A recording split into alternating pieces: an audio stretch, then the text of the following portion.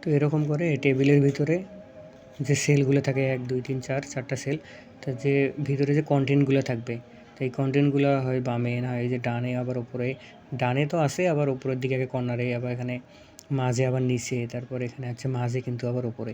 তো এরকম করেও থাকতে পারে। এরকম করে যদি থাকে, এখানে 2টা অ্যাট্রিবিউট ইউজ করা লাগবে। একটা তো অ্যালাইন, আর একটা আছে ভি অ্যালাইন। ভি অ্যালাইন মানে ভার্টিক্যাল অ্যালাইন। ভার্টিক্যাল মানে বোঝায় লম্বালম্বি, যে এটাকে বলা হয় ভার্টিক্যাল, অর্থাৎ লম্বালম্বি এটাকে বলা হয় ভার্টিক্যাল। আর অ্যালাইন যখন আমরা ইউজ করি, ওটা হচ্ছে বামে ডানে, বামে থাকবে না মাঝে থাকবে না ডানে থাকবে, সেটা বোঝায়।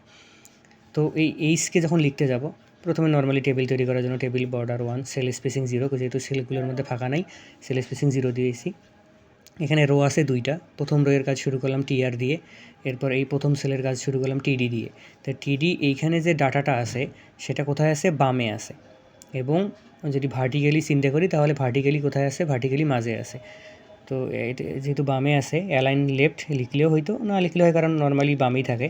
অ্যালাইন লেফট, এবং যেহেতু মাঝে আছে ভি অ্যালাইন, ভি অ্যালাইন এর ভ্যালু মিডল দিতে হবে। তারপরে যে ডাটাটা আছে সেটা এইচ, তারপরে টিডি ক্লোজ। একইভাবে এই যে আইকে যখন লিখতে যাব, তাহলে ওটা আরেকটা সেলের ভিতরে আছে, টিডি দিয়ে সেল তৈরি করব। এরপরে এটা ডান দিকে আছে, অ্যালাইন রাইট। আবার যে সেলটা আছে তার ওপরের দিকে আছে, ওপরের দিকে অর্থাৎ টপে আছে, এটাকে বলে টপ, এটাকে বলা হয় মিডল, আর এটাকে বলা হয় বটম। তাহলে আমরা ইউজ করব অ্যালাইন, ডানে আছে অ্যালাইন রাইট, আবার ভি অ্যালাইন নামে একটা অ্যাট্রিবিউট নিয়ে আসবো, ভি অ্যালাইন, যেহেতু এটা আছে ওপরের দিকে অর্থাৎ টপ।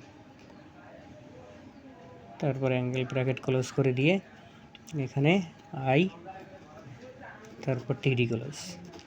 প্রথম রো এর কাজ শেষ, টিআর ক্লোজ। একইভাবে এই যে এর জন্য সেল তৈরি করে লিখবো, কে এর জন্য সেল তৈরি করে লিখবো। শুধুমাত্র এইটার ক্ষেত্রে কি লিখবো? জে এর ক্ষেত্রে লিখতে হবে অ্যালাইন, মানে টিডি এর ভিতরে লিখতে হবে অ্যালাইন, এর তো মাঝে আছে, তাহলে অ্যালাইন সেন্টার। এবং নিচের দিকে আছে, নিচের দিকে থাকলে সেটাকে বলা হয় ভি অ্যালাইন বটম। ভি অ্যালাইনের ভ্যালু দিতে হবে BOTTM বটম, মানে একবারে নিচে। তারপর যেটা থাকবে সেটা জে, তারপর টিডি ক্লোজ।